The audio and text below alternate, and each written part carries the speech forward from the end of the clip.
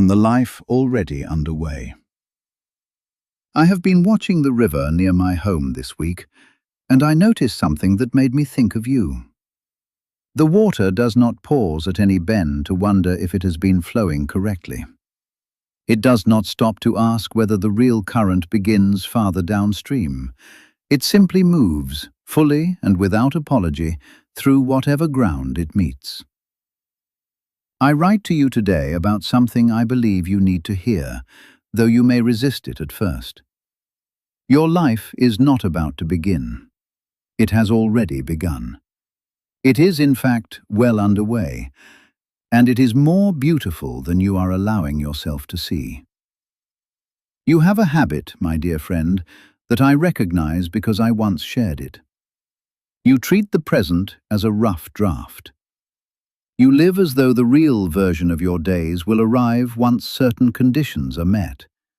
Once the work settles, once the body is stronger, once the mind is quieter, once you have finally become the person you believe you should be. And so you move through your actual hours with a strange half-attention, one eye always on some luminous future that recedes the moment you step toward it. It would be comical if I did not know the ache of it so well. Consider the baker who spends every morning shaping dough, feeling the flour dust his arms, breathing in the warmth of the oven, and yet tells himself that his real work has not started. He is waiting, perhaps, for a larger kitchen, a finer recipe, some recognition that will make the bread taste different in his own mouth. Meanwhile, the bread is extraordinary. Meanwhile, people are nourished.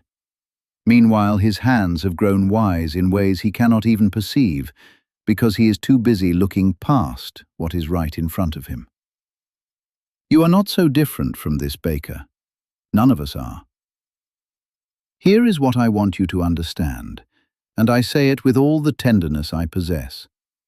There is no future self who will be more deserving of your full attention than the one reading these words right now.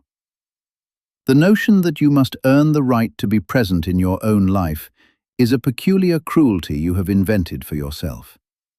You did not learn it from the trees, which do not wait for permission to grow. You did not learn it from the stars, which shine without first consulting whether they have achieved enough. You learned it from the strange and sometimes confused world of human expectation, and you may, whenever you choose, set it down. I do not mean that ambition is foolish, or that you should abandon your efforts to grow. Growth is one of the deepest joys available to us. To stretch toward something worthy is a fine way to spend your strength.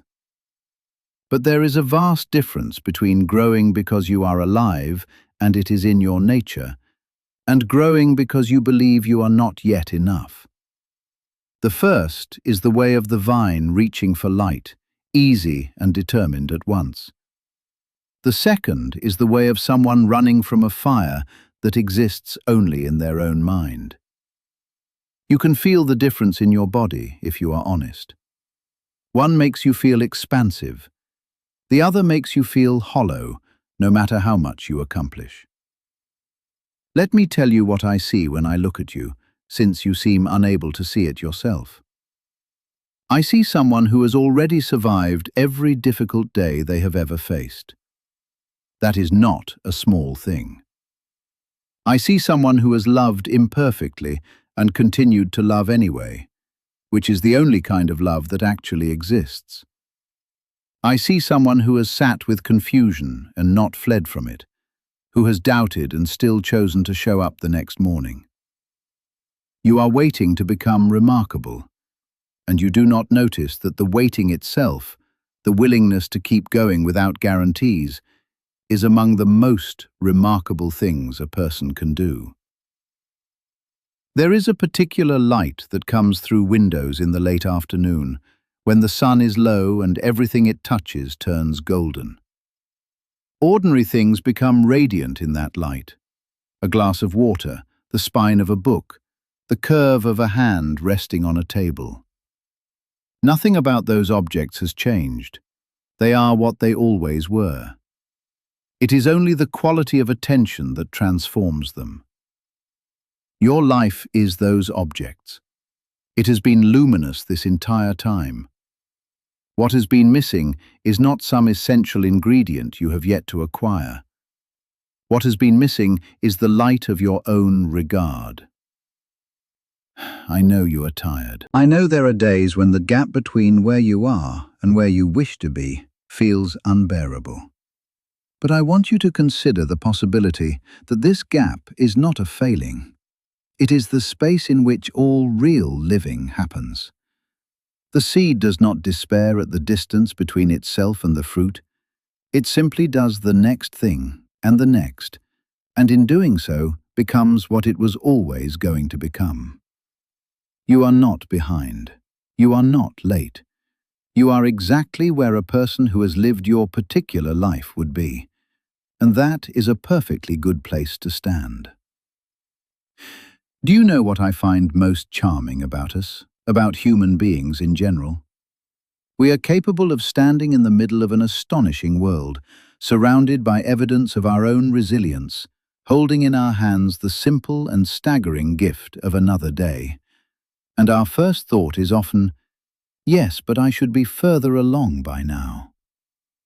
We are a delightful species, bewildering but delightful. If you can learn to laugh at this tendency rather than be tyrannized by it, you will have discovered one of the great secrets of a contented life. So here is what I ask of you today. Not something grand, something almost embarrassingly simple. I ask you to pause wherever you are as you read this, and to look around at your life as it actually is. Not as it should be, not as it will be, as it is. Notice what is working. Notice who is near. Notice the breath entering your body without any effort on your part. This astonishing collaboration between you and the world that has been happening since the moment you arrived and will continue faithfully until your last day. This is not a rehearsal. This is not the rough draft. The light coming through your window right now is real light. The people who love you now, not some improved version you have yet to construct. The work in front of you is worthy now. Your laughter matters now. Your rest is earned now. Begin living accordingly. Not tomorrow, not once you are ready, now. The river does not wait, and neither should you. It has been a good life, my friend. Open your eyes and see that it still is.